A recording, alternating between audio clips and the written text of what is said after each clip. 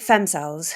I remember when I first um, like ventured into femcel Reddit at a friend's suggestion, and this was I think quite a long time before we met, and I found it the most startlingly depressing place It's because femcells are very sad.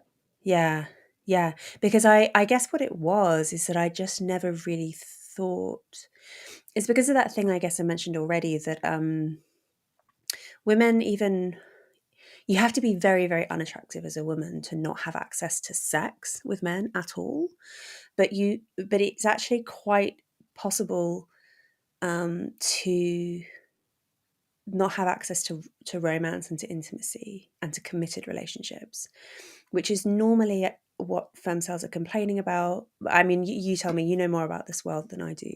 I think so. There's two kinds of femcells, I think, um, or maybe more than two kinds, right? There's a kind who you describe who feel invisible, whether or not they are in reality.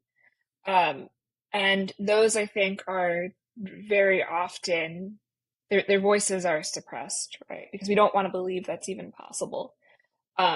That like you could be, and they're women who conceive of themselves as being beneath even being a sexual object, and it's heartbreaking to read and interact with them in any capacity. And there's, I think there's a small number of these women who consumed like the most toxic manosphere content and internalized it. Um, there's women who uh, are more like radical feminists. They're scared of men. They're scared of sexual assault, and so they don't want that. I mean, that's why they're not able to have fulfilling relationships, whether it's because of real trauma or they're using it as like a post hoc rationalization for their loneliness. It's unclear. I think there's probably a mix of both. And then there's women who are sort of, like lost, and they're able to have these like unsatisfying hookups, but they can't get someone to stay. And that happens for all sorts of reasons too. And I think this is true of men too, where we don't we want there to be like blanket explanations, but it's so based on other factors that rarely come up in the conversation, like class and what city you live in and what career you're in. Um, you know what age you are certainly impacts it. If you're in college, which school do you go to? Um, then there's the role dating apps play, and there's all these different factors for why these conditions emerge, and it's a much more complicated problem than um, like sex is free and everyone's a liberty. you know, there's a there's a lot of things that impact it. Why don't we talk about femcels as much as we talk about incels? Well, there's a violence thing, right? Incels sort of made themselves known. Um, when incels were first becoming, I think I was in my senior year of college when incels first sort of penetrated the mainstream conversation, right? Um, and then they became sort of this boogeyman, right? And then of course you once you create a boogeyman, you create a counter market of people who are standing up for them, right? And then this isn't even touching the real community. And so there was no like market need to acknowledge the femcel. But around 2018, um, they started forming femcel started forming communities that were like more discreet, and they started using the name femcel. They had existed in different capacities. Obviously, you could find them sort of on Reddit. You could find them on like Red Pill Women, um, or Forever Alone Women is another one.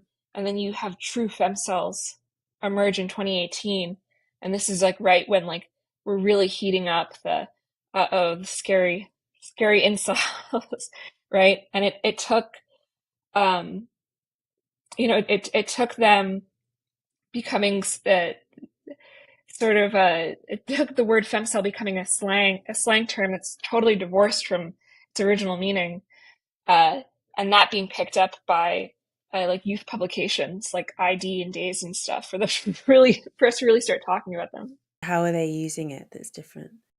They use it sort of interchangeably with a subculture called coquette, which is also known as nymphette. Back, they were like, oh, nymphette's attracting the wrong people. We just let's step away from that word.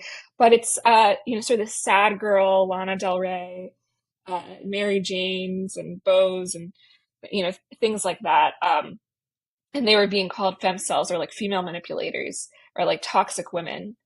Um, but really, like, if you look at, I mean, as you have, if you look at like, like real femcel content, it's actually like, it's not the despair of being like too beautiful, like this beautiful doll who's listening to, a Lana Del Rey album on her fainting couch. It's like feeling, just like abject ugliness and loneliness, and you know, things that I won't even venture into. Yeah, I mean, kind of telling, I guess, that media would reinterpret themselves to be sexy in that way when they are definitionally not.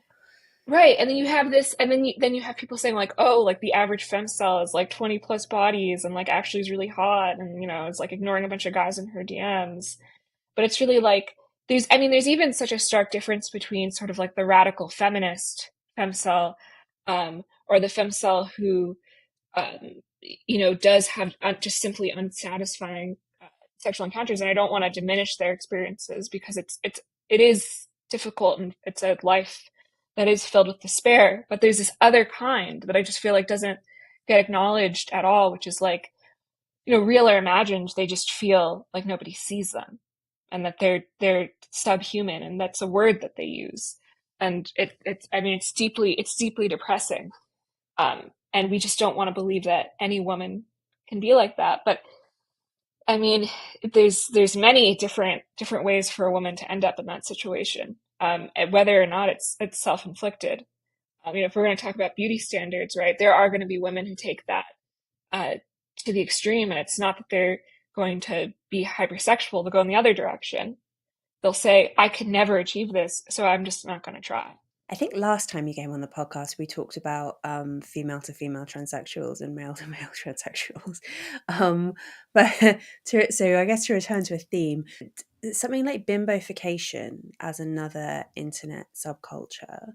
These are often women who are. I was thinking also about real life Barbies. I did a lot of research on real life Barbies a little while ago because I was writing a piece for the Spectator about um, cosmetic surgery, and the Barbie was the peg, the film.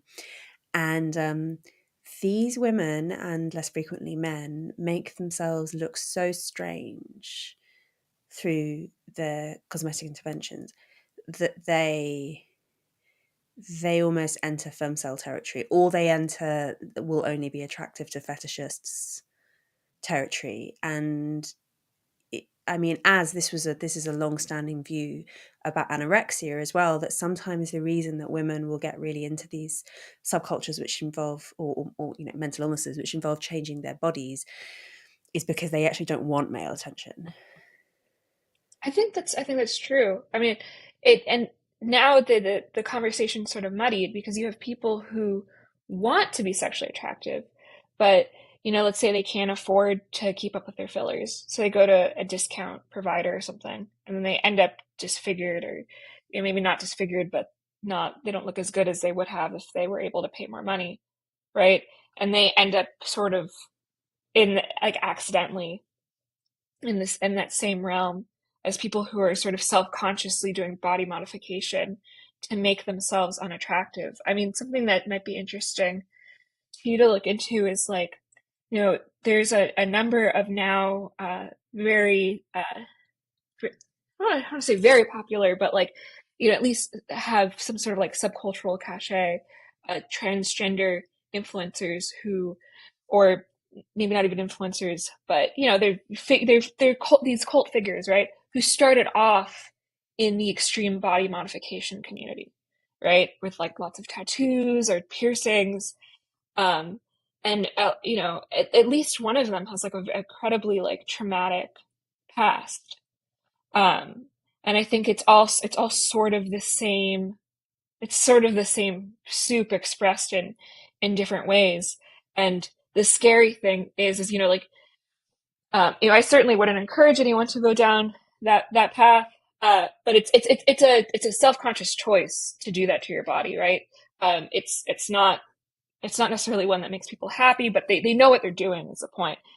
It's when that gets confused with like, oh, well, I'm just a little filler in my lips, and then you end up in sort of the same category by accident.